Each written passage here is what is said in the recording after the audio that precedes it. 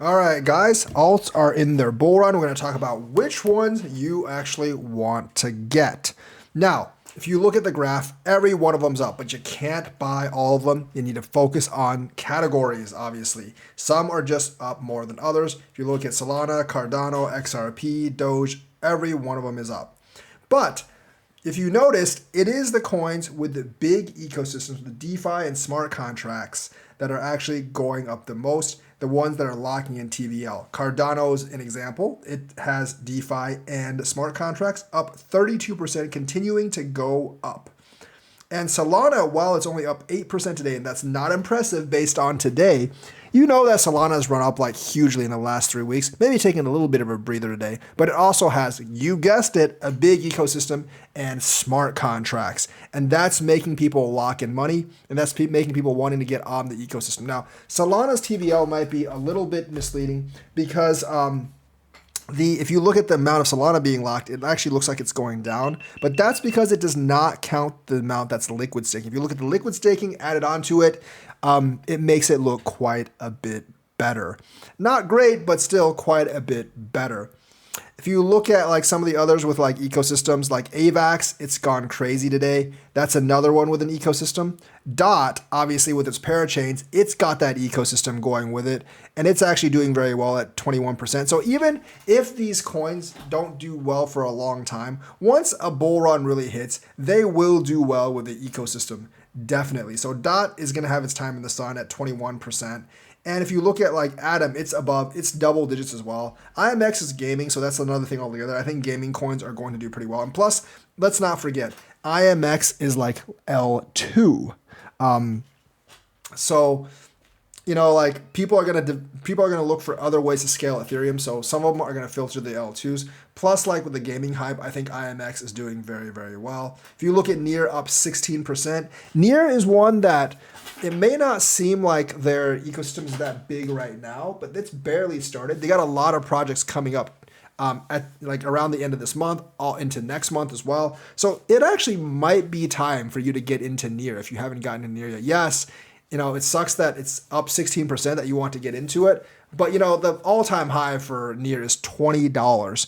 And so $2.58 is not that high to get into it. You can look for Near, hopefully to get to about $50 this time. And so I still think it's a very, very good time to get into Near. Once again, Layer 1, smart contracts, DeFi, and people are going to pile in. HBAR, double digits as well, 11.55. Obviously, smart contracts, DeFi, really fast chain. Now, some of you are going to be like, well, Hedera's not really decentralized. I mean, yeah, you're right. It's not really that decentralized. But when it comes to investing during these bull runs, I'm not really sure people are going to care that much. So I believe Hedera could be like the next one to actually run up. However, Hedera obviously does not focus on their DeFi ecosystem. And I think that's the reason it hasn't really run up as much as Solana or Cardano. If it did actually more broadcasting, got more developers on its ecosystem, and actually focus on the development of that ecosystem, I think it'd go a lot more. VET is double digits as well, but barely, and VET has the same problem as Hedera. They have the smart contracts, they have an ecosystem that could work, but it's going to be hard to get liquidity to it. But this time with a Coinbase onboarding, I do actually believe VET can get that liquidity and can go up higher than next time. It's all about like the liquidity and the ecosystem. And like if you have both liquidity and ecosystem, you're going to do really well. That's why Solana and Cardano has actually done really, really well. Like Solana and Cardano, they both have a decent amount of liquidity and they both have a big ecosystem. XRP has the liquidity, but it does not have the ecosystem. So it's missing one of the key components. And these like down here, once they catch on, if they can catch on the liquidity, they will do extremely well, in my opinion. Like Algorand is another one that's on the come up. Obviously, that's because it's kind of recovering from its DeFi fallout a while ago, where its DeFi system kind of like died. But it has the ability for smart contracts. Once again, it has the ability for DeFi, so people can actually invest in it. They can lock coins in it, and I do believe that it will do really, really well. You know, And a lot of these coins, like if you pick up if you pick up like one of the ones that have smart contracts, have DeFi, have an ecosystem, have developers, have a community around it, and you see it hasn't gone up that much, you might want to take a stab at it because those are the coins that are really going to go up. People are actually going to start locking into TVL right now, locking in like millions of dollars in DeFi right now, and you want to be part of that wave. Gaming is also doing pretty well. You can see obviously IMX, but Mana and Sand both doing really well. So maybe like if you haven't invested in a gaming company, it might be time to look at some of those. Like Mana, Sand, GFL, IMX, even Gala at this point, Nakamoto Games, things like that. I think that will do very, very well. Phantom is another one that has DeFi ecosystem. The ecosystem collapsed. Now they're getting it back. So as long as, even if it collapsed before, as long as you have a DeFi and an ecosystem, that is one thing that you should aim for in coins that you're actually looking to invest in, because that is going to get people to lock in value, and that will make your coin more scarce and thus make it worth more. Also, people can be like, wow, man, people are locking in a lot of money in this coin. It must have something there. So there's that as well. Gala obviously not doing quite as well as the rest of the gaming coins because once again, its CEOs are declaring Mortal Kombat on each other. So they might not do quite as well.